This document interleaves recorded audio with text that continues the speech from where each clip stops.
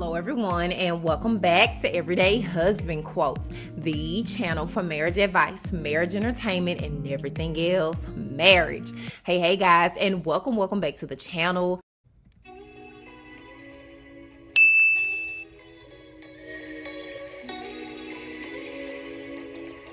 I do too. I love it. And so then I know you just opened up your cigar room. Yes.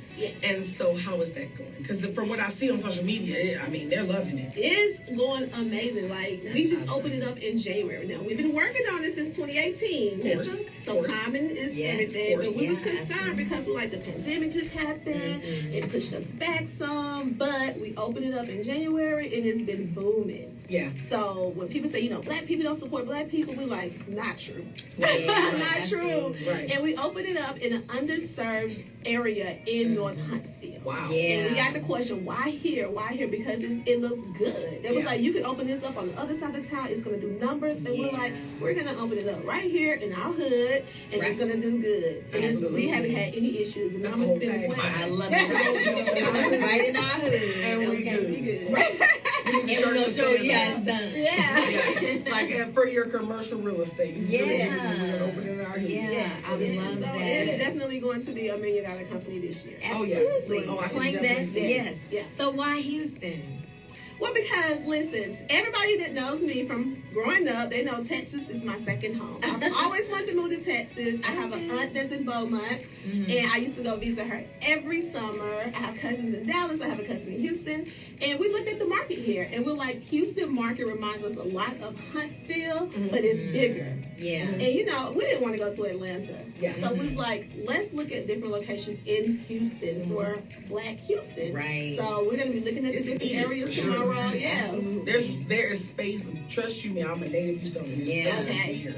Oh, yeah, absolutely. There is a When I think big of cigar space lounges, for what you're bringing. there aren't a lot here, especially black owned. So there's definitely a market for it. Yeah, and that's the reason why. Yeah, I love it. Congratulations. Thank you. Absolutely. Listen, y'all are doing it. You and Marcel are doing the damn thing. By the grace of God. Girl. That's all I can say. Because even when it comes to the reality show, people are like, well, how did you end up? I'm like, listen, our background is real estate. Real estate is our baby, that's our bread and butter. But the opportunity presented itself, and it's like, okay, God, you put this in front of us. Let's see what we're going to do with it. So, how long have you been in real estate? About how many years? Oh my God. So when I first met my husband, I was a senior in college. He was flipping his first house. Okay. So that was in 2005. Okay. So, yeah. We've had our experience in real estate for sure. Yeah, absolutely. That's awesome. Yes. Yeah, Bag to bag. Yeah. Right. We're not being this thing. Yes. It's more iceberg. Right. When people see the good, they're like, oh my God. Right. Like, but there's a lot of years That of us iceberg. building Right. and digging and developing Yes. and trying to make it. And it's like, finally, okay, God, after we've been married for 15 years going on this year. Wow. So about 15 years. Yeah. That's awesome. Wow, that is amazing. I love it. That Wow, is what a amazing. story. Yeah. It is amazing. Y'all need your own documentary. goodness, Just I never thought about that. Yeah.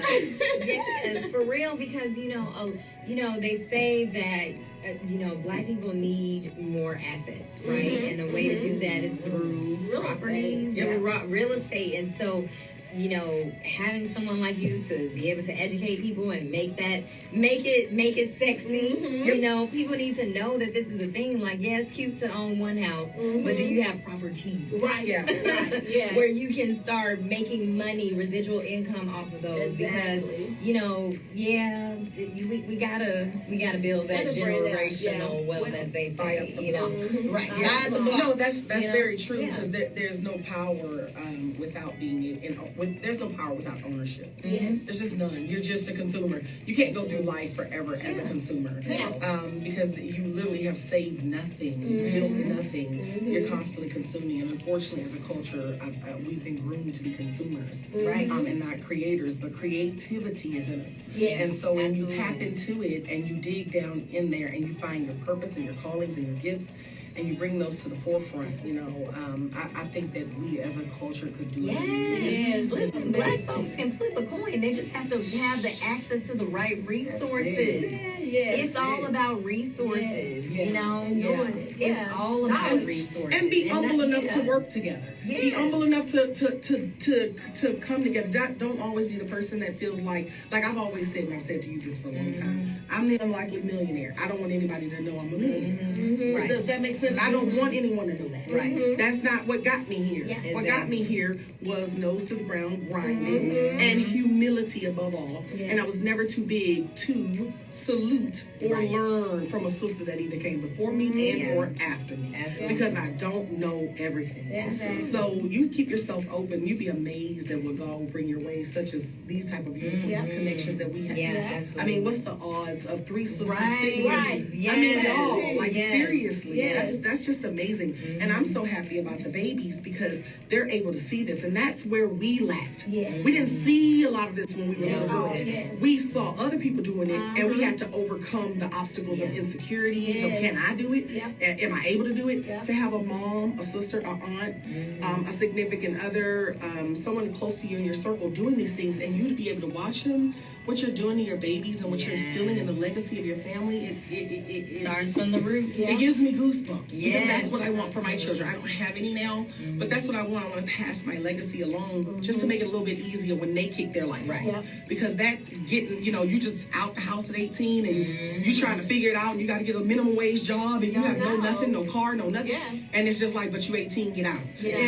That you're starting in a hard knock position, but your mom or your dad can't do any better than that because they don't have it to help you. Right. Oh my God. I love what you're doing. Like seriously, sweetheart. Like I'm serious. She knows I'm very big in that as far as the legacy. It's the legacy. I'm my big mama's legacy. I'm named after my big mama. And I'm doing the work she did when she was a slave, making tinctures and oils and creams and stuff like that for sharecroppers, their hands and their feet. And my big mama passed away. My mama ended up having me. She just for some reason named me Lydia, and I was in a corporate world, and all of a sudden I hated it. I hated the borderline racist jokes in the boardroom. I hated to be the token Negro. I hated to be the only black woman ever. I hated to kind of act like it was okay what you said, the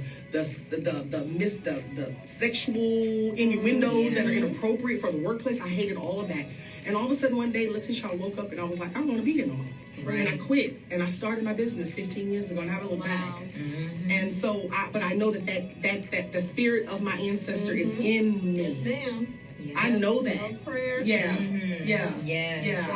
So I love and applaud you for sowing those seeds with the babies. So I wanted to talk a little bit really quickly, if we can, about what kind of products are we bringing to the forefront of man? You're not going to full detail now, but I have a couple of things in the works here. Okay. So is it for all over? Is it for self-care? Self-care. Okay. Self-care. Yep. We have some self-care. We have some love that we need in the kids industry. Absolutely. So, it's all coming about soon. Look, everything's coming soon. Kids learning early and young.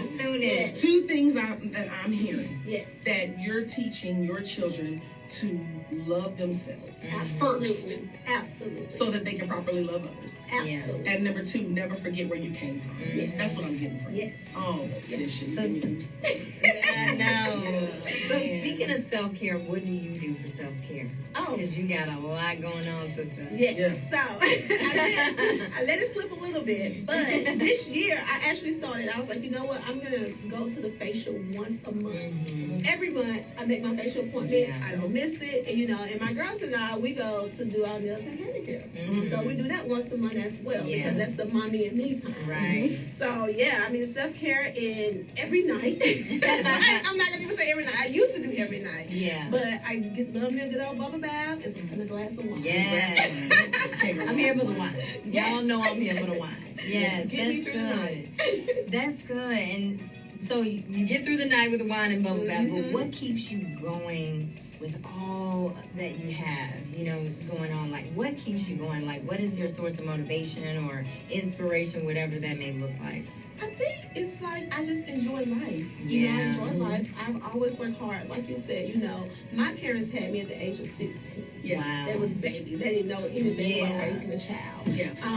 And thank God for HBCUs because when it was time to go to college, my mom didn't know what direction to lead me. She didn't, go to college. So my grandmother did it. She had 9 kids.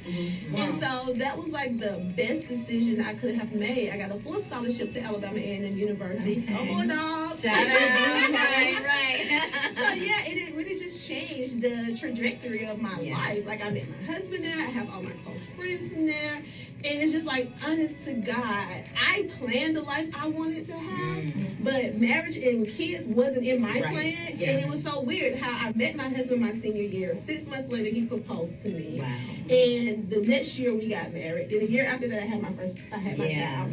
And so it was just like, bam, bam, bam, all these things in life. And so I've learned that I just pray about situations and I let God lead me and just go with it. So whenever an idea comes to my mind, I'm like, okay, God, how can I make this work? And then I plan it out. And like I said, I have my goals, I have my to-do list, and I just do my to-do list. Right.